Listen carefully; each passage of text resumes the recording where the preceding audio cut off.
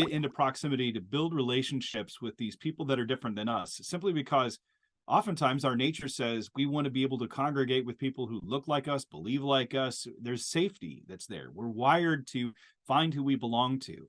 And to step out of that takes it's very difficult to do, number one, because you have to mentally and emotionally do it.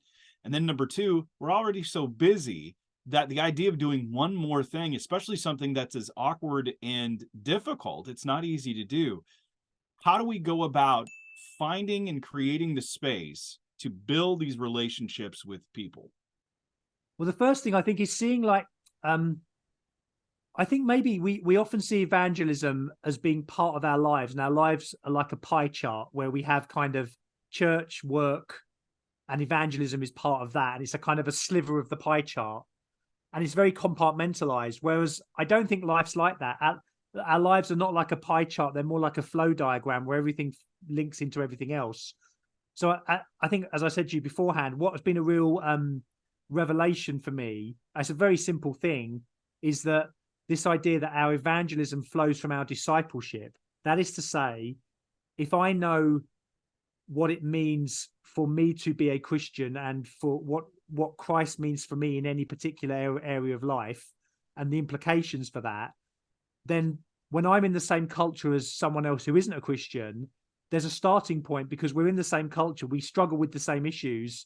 And if I know how it applies to my life, then I'll be able to talk about how it applies to someone else, rather than seeing people as a project or just completely different. Now, of course, there is a fundamental difference between a Christian and a non-Christian in terms of one is alive and one is dead. I mean, that's key. One is blind and one he can see. But there's a common humanity that we share.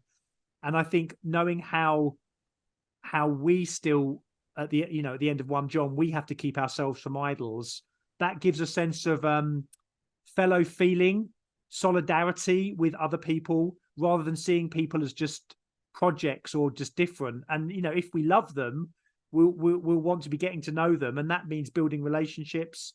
That means trust, because I think when we're talking about people talking about their deepest, darkest desires, hopes, fears, dreams, you don't do that with a stranger, do you? I mean, you do that with someone who knows you, who you trust. So I think there's a holistic nature to it. And so, yeah, it's all of those things, really. Yeah.